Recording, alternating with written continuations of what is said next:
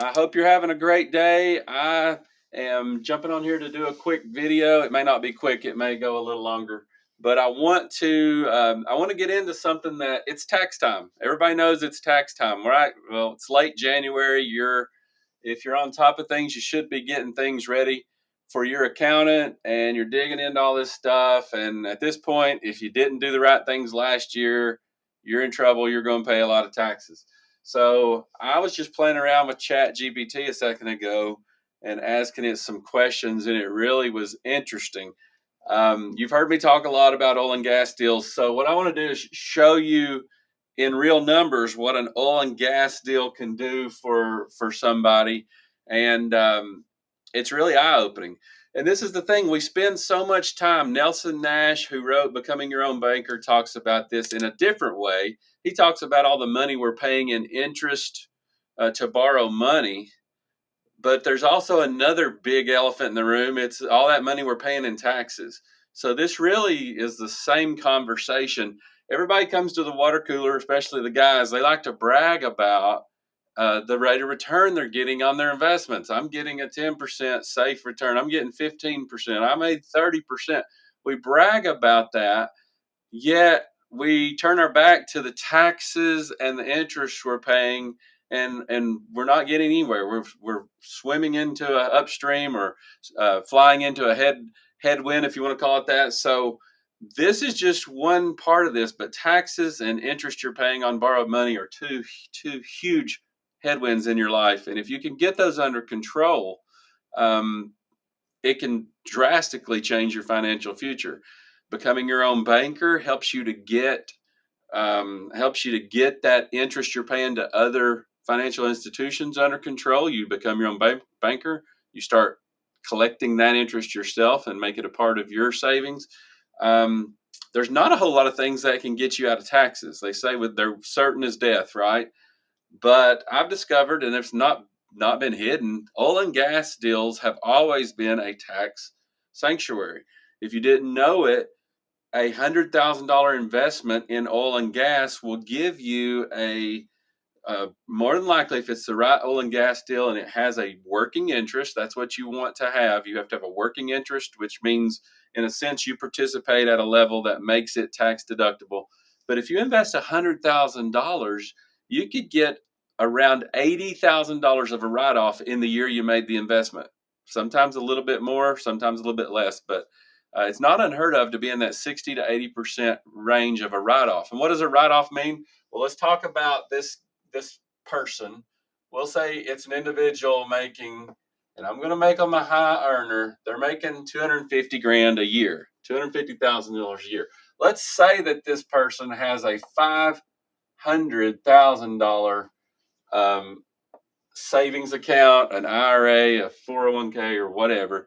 We're going to say that that's what they've got in their retirement account in many different forms, and they make $250,000 a year, a pretty good, pretty high earner.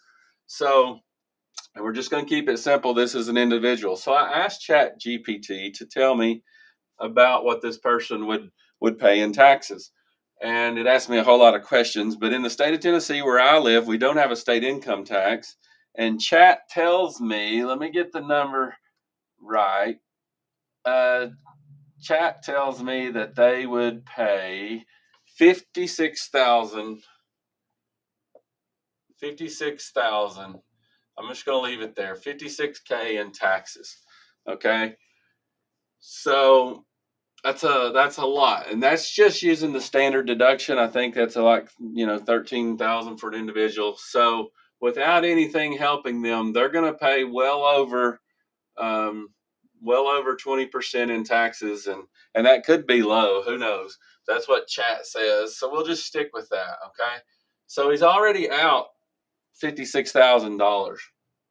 But let's say what an oil and gas deal can do is it can take this number. That's what we've got, what we're trying to get. So the standard deduction is applied to that number. So this 56,000 is really just on 235,000 or whatever Chat GPT says. But we're losing that right out the door. Okay. Now just imagine if we could make that if we could take that or take a lot of that and make it a positive over here. If we could move it to that side, that would be great, wouldn't it? I'm just going to draw a line right there. If we could figure out a way to reduce that number and save that number and not spend it, okay? A lot of people get this or save this and then they just go spend it. But if we could not mess with anything else and just save money here and then work towards getting it over there, it's almost like, let's call that 50 grand. It's almost like a 10% return over here if you can save a lot of this. Not to mention what this is actually earning in investments. But this is what's really neat. And this person may not be able to do this, but let's say they took 200,000, which is a good chunk. If they took a $200,000 stake in an oil and gas deal, that makes this number go from 150 down to $90,000. Okay. And I know this might be confusing, but a $200,000 oil investment deal at 80%, I'm giving it the highest, is going to save $160,000 just coming off their earned income. So as far as the IRS is concerned, they made $90,000. And ChatGPT says the tax on that person goes down to 12,370. We'll leave it at 12K. So what they did is they reduced their tax liability all the way down to where they only owe $12,000 to the IRS, and that's a nice small amount. We talk about zero in your taxes, but that probably isn't the best thing to do. But $12,000 on that kind of income, so they still made that money. It's just the oil investment gave them that perceived income, and they're only paying 12 grand in taxes. So they did, in essence, save 44,000. Is that right? So that went over here. We won't worry about that. But let's just say that we funneled that over here and added that in, and now we've got ourselves an 8. What is that? I mean, that's an 8% return over there, almost 9% return just by saving taxes. And then this is still working. So I'm always trying to achieve a 15% return over there. So you see how when you invest in a tax advantage thing like an oil and gas, what it can do? I mean, as long as you take this savings, put it over here, this is how we supercharge people's retirement accounts, get them to their goals a lot faster. Now, we're not even talking about what can happen right here. Here's the $200,000 you invested in oil and gas. The way I like to look at it is if that's going to save me 44,000, I've really only got 156 at risk. It's really just a $156,000 investment because I got a rebate of 44 immediately. And then the oil and gas deals that we look at can literally put this money back in your pocket in 18 to 24 months. So you get that back in here. And then it's not like this quits earning. It continues to keep earning. It keeps contributing to that top number. So it's just a perpetual machine. And once you get this 200 back, guess what you can do with it? You can go into another oil and gas deal. I really am starting to think that depending on what this number is and how your income comes in, this might be a single physician or a dentist or somebody that's making good money. How your income comes in might determine what percentage of this needs to go into tax advantaged accounts. Because if you can really strengthen how quickly you grow this, not to mention that you're probably, if you're in this income category, I think you should be adding, maybe adding 30 grand a year here just in contributions. How's that? That's a little bit more than 10%. That person is socking away every year, not to mention adding that with the growth. This person is making what they say the stock market makes. They say it's a steady 8%. You're making that just by doing this savings right here. Not to mention what the investment's making and what this is making. That way you are really starting to see some supercharged, 15, 20% plus returns, even if this money is in really safe, conservative assets, which some of it should be.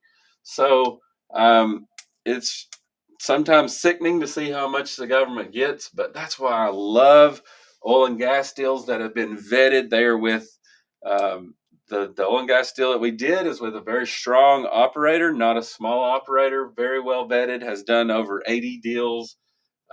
We can look at the track record. We can look at the track record of who's drilling the oil, and we're just one little 3% piece that they have to honor. And so we're riding the coattails of a big operator that's drilling for the oil. We feel really good about it. And so that's how this works. I hope this helps you to see that maybe you should be looking at an oil and gas deal. Right now, oil is around 70, 75 a barrel, which is a good, healthy price. And I don't know a lot about it, but I can tell you I don't think it's coming down anytime soon. And even if it does, this still works. The tax deduction's still there. The year that this investment is made is when you get this. So, and these deductions can carry over from year to year. Believe it or not, this individual, if he had enough over here, he could have made a larger investment and he probably could have zeroed out that 250K. You know, you would be investing more than your salary, but he could have zeroed this out and got that tax number down to zero. It's possible with these type of investments. Now you're going to hear that, oh, real estate can do this as well, and it's totally different from this. This is a dentist. This is active income. So a lot of times real estate will give you depreciation and all kinds of write-offs, which are great. If you're a real estate professional, you can use it in a similar fashion as this person. But if you're a high earning professional, like a doctor, a dentist, an engineer, and you're making that kind of money, that's earned active income. And sometimes these depreciation savings and tax savings they don't go against that. They'll go against your passive gains. So if you're passively making money over here, those depreciation write-offs can help with that. But it doesn't work to zero out active income. The only thing I'm not going to say only, there are probably other ones, but they're one of the strongest I've seen and choose to invest in are oil and gas deals that'll let you get to these kind of economics. But again, think about it again. I want to go back to the water cooler. Are you going to work and you're bragging about the 12 to 15%? Even if you're investing in some of the assets that I bring, are you bragging about that 15, 20% return that we're hopefully getting? But this right here is killing you. You're getting nailed on taxes over here. So what a cool thing when you can harness that and bring that money over. And some people are to a point where they can't contribute a lot. They're just trying to grow this number, and that's hard to do. If you can keep contributing, that's great. But if you come over here and save this money, that can be your contribution. This guy is making a lot of headway, but that 44,000 that he saved over there, if he pushes it over here, boy, it makes you get to that end goal a lot faster. So hopefully this is helpful to you if you're at all interested in oil and gas deals or any other type of alternative asset. We're looking at some things that have to do with marinas, a marina fund. We're looking at land deals. We're talking to an operator who did very well, purchased over 70 or 80 individual pieces of land. They've gotten specialized expertise in flipping land and making land desirable land affordable. That's a huge thing. As you've got COVID, you've got people moving out of the cities. They're over it. They want to get out and get on land. There's so many good investments. I saw a really good apartment investment the other day, but I'm really wanting to wait because I think there is a lot of instability in the apartment market. We're going to see defaults this year and next year, and we're going to see the opportunity to come into those financially challenged assets. They're not physically challenged, they're in good shape, their occupancy is great. It's just the fact that financially they've got too big of a debt service and they can't make it. So we're going to see opportunities there as well. So it's really a good time to be looking at alternative assets. You may be hearing, and I'm going to tell you, you're going to hear horror stories because the people that were in those financially challenged apartment deals are going to be swearing off alternatives. They're going to be saying, I lost my money in that. Don't ever do that again. No, they fell victim to an operator who was who just hadn't done their homework, and they gotten away with it for the last 5 or 10 years. You could buy an apartment building and rents kept appreciating, kept going up, NOI and income kept going up. But now it's finally caught up with some of these assets. So you're going to see some of your friends who invested in alternatives saying alternatives are terrible. I'm going back to the stock market. That's the worst thing you could say. The worst decision you could make would be to quit when actually some of these assets are going to come on sale. They're going to be bought at prices like 2015 prices, when you have $20 million apartment building was worth 12 to 15 million back then. You're going to buy it on sale today for that old price. You're locking in. You're doing the old, they say real estate is location, location, location, but for a real estate investor, it's to buy right. You never pay full retail price. You're buying at a discount. You're doing all these things to uncover deals. You always are buying at discount. And that's what happened over the last, I would say, 5 years. People simply overpaid. They got in competition for properties, they got in bidding wars, and they got into financial products and loans that just weren't well thought through. And those what you call them, just mistakes, have to be paid for.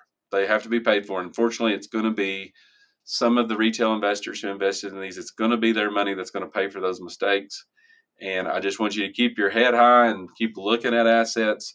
Again, if you're at all interested in alternative assets like mobile home parks, self-storage facilities, apartments, oil and gas, I'd love for you to comment below this video. I'd love for you to reach out. Let's get on a phone call and let's just talk real estate and talk alternative investments. I've yet to find anybody that these wouldn't help in some form or fashion. Okay. Mostly right now we deal with accredited investors, but we do have some 506B opportunities that are out there. So I'll talk with anybody, and I really don't have anything to sell you. I'd love for you to invest alongside of us, but I can help you put together a plan that will get you in alternatives and get some of your money off Wall Street onto Main Street into assets that maybe you drive by every day, things that are tangible assets that can help grow your wealth and create cash flow in retirement so that you don't have to worry about running out of money during those golden years of your life. So again, I'm Kent Leach with smartainvestors.com. I would love to hear from you. Reach out and let me know what you think about this video, and I'm always here to talk